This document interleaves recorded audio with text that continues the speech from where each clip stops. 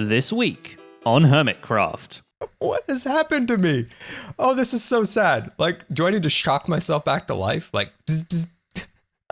Yep, dropped on the deck and flapped like a fish, just as the prophecy foretold. Welcome to the Hermitcraft Recap. My name is PixelRiffs, our writer is ZloyXP, and last week we saw the beginning of the game of tag, started by Grian. And as predicted, keeping track of who's what is a bit too difficult for our little team of two, what with the live streams and off-screen and AFKing.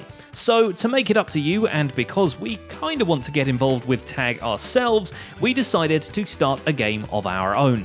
We're calling it Recap Tag, and we want you guys to play along. Your mission this week is to follow the first iCard to DocM's recent video, and leave him a comment with the hashtag CaptainPlanet. The worst case scenario is he'll just get really confused. The best case, we get his attention, and maybe, just maybe, he'll nominate some other hermit for us to bother next week. Either way, it'll be hilarious. And with that out of the way, let's take a look at all the events and mishaps that occurred on the Hermitcraft server this week, starting with the mishaps, and particularly the ones caused by Xisuma. If you watched basically any Hermitcraft this week, you already know what we're getting at. For no other reason than him having too many buckets, Xisuma has paid a visit to nearly every hermit's base and shop and stashed a pufferfish behind a wall, a carpet, or a stair. This has caused quite a number of seemingly spontaneous poisonings, and server-wide confusion. Oh, there's a floor poisoner. Did you do this? Are you set I did not do this. Okay. Did you do this? This is not how you get business in your shop. Needless to say, this was the worst timing possible for Cleo to go shopping. It's I something. Can't remember. Whoa. Ouch. Rude. Python and Tango's shops both got the pufferfish treatment, which led to them both blaming each other, a notion that we regretfully have to disprove here, because it would be fun to see those two duke it out. What? It can only be this. Oh, you son of a gun! If he did this, he's just started something bad! And yes, Tango is now a competitor to Python's Shulkerbox shop, thanks to his proudly standing flight tech business. The shop, that looks like a firework rocket got too personal with an elytra, is now selling and actively undercutting the same stuff as Python, plus elytra and a ton of firework rockets, lovingly generated and crafted thanks to Tango's giant mob farm in the middle of the ocean. This week, said mob farm becomes even more convenient now that it can be fully operated from on top, and even sorts its loot for you. Many of you suggested I just change it to flight tech, and that's better, that's an upgrade. But there was one comment that I really appreciated, and it made me smile. So we're gonna call it Tech to the Skies. Python retaliates by lowering the prices on his own shop and even sneaking into Tango's place in a post-credits scene to leave a sign advertising his new stock, which Tango doesn't seem to mind. Someone's not happy, but Python shulker boxes are cheaper than this. The biggest threat to his shulker shop might just be lag though, because during a trip to the end, gravity takes hold before his elytra does, and Python finds himself having to restock his own inventory before he can take care of the shop. But just in case the turf war gets out of hand, Python's always got his backup business. Sadly, the flower pot shop hasn't done much trade yet, and Xisuma thinks he has a solution: stuff to go in the flower pots. The two of them become business partners and set up a flower farm in the fantasy district, leaving Python with a lot more stock for his shop and a handy source of dyes, both for those color-coded shulker boxes and for the start of his underwater dome base in the heart of Aquatown. But this feat of progress is not without its hiccups, because their original plot for the farm took out a chunk of land too close to False's master plans in the fantasy district. Said project is a continuation of that aqueduct bridge with no water she's been building last week, and wouldn't you know it, the thing turned out to be a giant cylinder. Not all the way to bedrock though, not this time. I don't really know how I want it to work yet, but I like the idea that these waterfalls will go all the way down to however low we go. A secondary gazebo tower rises on the way to it, smaller than the original one, but quite pretty on its own. Sadly, the architectural feats are cut short because False has to depart on a short IRL vacation, and because the fish shop isn't going to stock itself. The goal of having all the available variants ready for purchase is promptly stomped just by the sheer amount of variants of tropical fish in the game. Lastly, False earns her wings by killing the dragon and startling Jevin. This is, like I said, there you go. This gives her a great opportunity to use up the mending book she got earlier from Rendog. After all, it's her sugarcane that earned him enough emeralds to buy it in the first place. Ren also has a shop to stock before he goes on holiday, and it's a shop that may herald the return of the Logfellas. Big Logs Inc. now has a very productive tree farm, and all that's left is to set up a storefront so the hermits can build with all the colours of the wood. For a shop shaped like a giant tree stump, it all ends up very sophisticated, with booths for each different wood type and glass display cases that float crafted wooden items past the eyes of anybody who steps close. Amazingly, Ren manages to build the entire thing without being skewered from range by Captain Etho, who's presumably still mad that Ren blew all those diamonds on a trident, even if he does have Riptide on it now. And as you use your trident, you go in sort of like a cyclone. How freaking sweet is that? He might be mad at the wrong person though, because Jevin spammed signs all over the trident shop this week, warning people against spending their diamonds there. In return, Doc pays Jevin a brief visit to discuss the beef. So you better lawyer up. Oh God, you're terrible. Just no. You know what? Just get out of my house. I'll see you in court. And speaking of beef, he's been calling people out lately over their cow farms, starting with Python and later on with Impulse, although that's quickly smoothed over by the offer of an iTrade season pass. But Dr. M77 has a Mr. Hyde side that seems to come out in bad weather, because as soon as the first thunderstorm strikes the server, he whips out the channeling trident and carries out orbital strikes on mushroom cows. Oh, yes. The power. It's like I'm getting possessed. When the lightning comes, I'm getting possessed. I just want to kill. In the middle of this power surge, false Symmetry sleeps and cancels his plans to play a game of electric tag. So Falsey is pretty much our arch enemy now, right? Like, if she would be Batman, we would be the Joker. But that doesn't stop him causing trouble. Once he realizes the pranking potential of pufferfish, he's sneaking around the server, dropping them nearby other hermits. A plan which backfires more than once. Oh my god!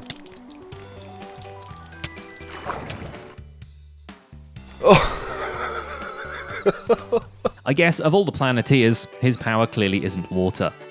As if to spite him, Jevin introduces a higher tier of custom treasure map to Jevin's booty shop. These ones supposedly lead to even better loot. Which is funny because said better loot was almost left sitting in the middle of the outer end in a shulker box that Jevin just forgot to pick back up. But it's lucky that he did, because the rest of his good equipment was apparently lost in the void shortly after. That's why we see him throw all the money at Tango just to get new wings and make his way back out there. Early on, I told you I would tip you nicely. Okay. Bam. Just right there. Just take it, man. Let's go.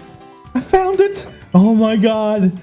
In the overworld, his efforts are mostly split between his modern house, where he adds a cactus farm to the sugarcane one in his basement and finishes the design of the train station to his skelly grinder, and his mega build base, where he has to redesign, tweak, and force the creeper farm from last week into working, then does approximately the same to a villager breeder and an iron farm, with relative ease, I might add.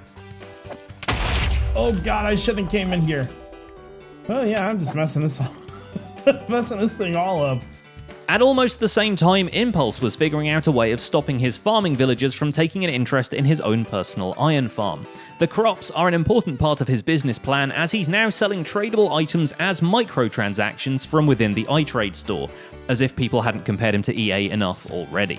But if microtransactions are bad karma, then he definitely cashes in after using the Bedrock portal in the end to take out the Wither. Right as Xisuma comes over to congratulate him, Impulse looks at an Enderman over X's shoulder and finds himself in a spot of trouble.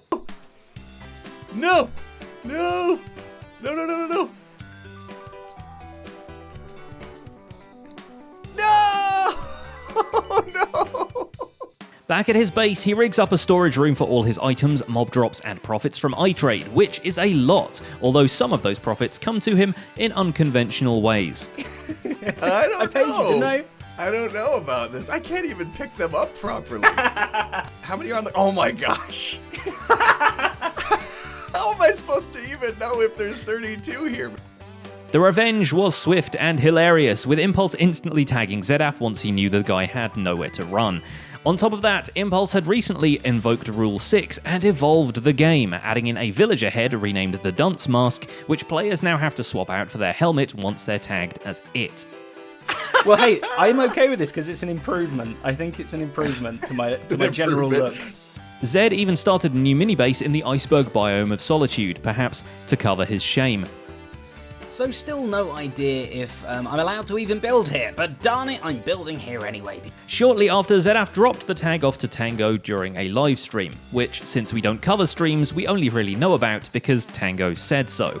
The dunce head didn't sit on his shoulders for too long either, with some help from his camera account and Redstone know-how, or rather, know how to break Redstone. Oh, here comes. Here comes. Get him! Now Cub will have to get rid of it too, or start a mod showcase series with some guy in goggles. But Impulse's grip on the book market might finally be weakened this week as a new challenger appears with his own monetization tactics up his sleeve. This week Biffa starts his own bookshop. A classic pay-in-the-chest design, so classic that there's already dust on the shelves and cobwebs hanging from the ceiling, but he keeps it well stocked and there's less fussing around with emeralds. Biffa doesn't even need to gamble his earnings at Doc's Trident shop because he manages to snag a free trident from a drowned while he's out exploring the world. He seizes the opportunity to do some advanced spearfishing and clears out an ocean monument with his brand new fork. Cub and Iskall scoff at such barbarian methods as their approach to fish killing is much more technological. Yes, I'm talking about bubbles. Having conquered and then mostly removed their monument, they drop a giant slab of soul sand at the bottom. This transforms the entire thing into a big old jacuzzi, and the newly spawned guardians jet towards the collection area at the top. The water streams and removing the scaffolding were quite a challenge, but as per usual with fish farms, the ends justify the means. And the end is Iskall opening up his very own shop, the Black Pearl, which, unlike its Fullcraft 3 counterpart, sells Prismarine and Prismarine variants. Custom music.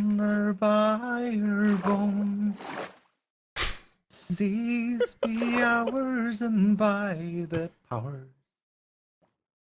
where we will roam. Welcome to the Black Pearl. I do like the hanging man. The detailed approach continues back at Iskall's base, which gets a custom-carved cave for Iskall's living quarters, a waterlogged super smelter, and a kelp farm to keep the thing perpetually fueled. And if anyone's worried about Bumbo Cactoni, Iskall's put him on ice for now. We found him in the wall. He's frozen over. Oh my goodness. There is another collab Cub fan took part in this week, and coincidentally this one too has a lot to do with fishing.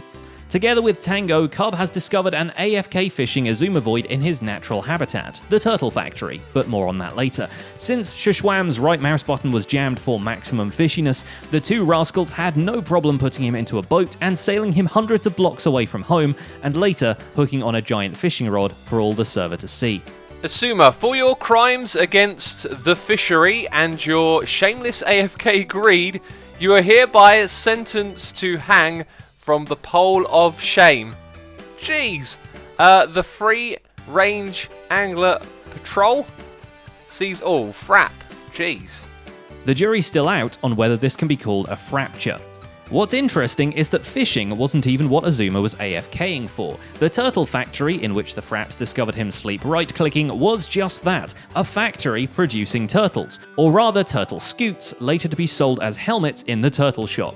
The excess of head-sized shells might not be for good though, as with it, Xisuma discovered a whole new way of trolling people on the server with Slowness 4 potions, which he immediately tries out on a local Doc M. He's got the turtle effect! Try and catch me, Doc. Oh jeez, he's got a trident, he might actually kill me. Joe Hills has a slightly more benign approach to potions, making an alchemy lab freely available to anyone who's passing by the fantasy district once he's found a place that isn't already claimed by Rendog, Vulse or Tango. But perhaps that's just a way of getting out from under the watchful eye of Pig Brother, who, now the Ministry of Truth is mostly complete, has been waiting for the other hermits to fill in their contact details. Giant pigs seem to have followed Joe here from Season 5. There we go. Hermits, attention hermits, Pig Brother is watching you. You better put your information in this building down here, this one. This is your last chance. If you don't add the information to this building down here, then I'm gonna have to add information about you for you. Wow, that was a scary message.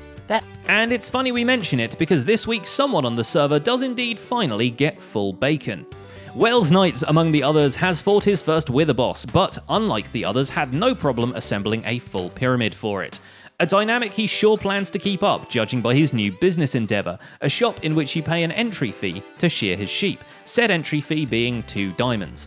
Admittedly, once you're in, you can just go nuts with the wool gathering for as long as you want, but still, starting your own herd seems like a better and maybe cheaper investment. Heck, even ordering some air-delivered ones from Season 5 was less expensive. On a much more community-friendly side, Wells assembles a concrete mixer machine, where anyone can comfortably solidify their sand gravel. All in all, quite a colourful week on his part. Left, right, left, right, left, right, left, right, left, right. Alright, looks good. The concrete is happening, okay?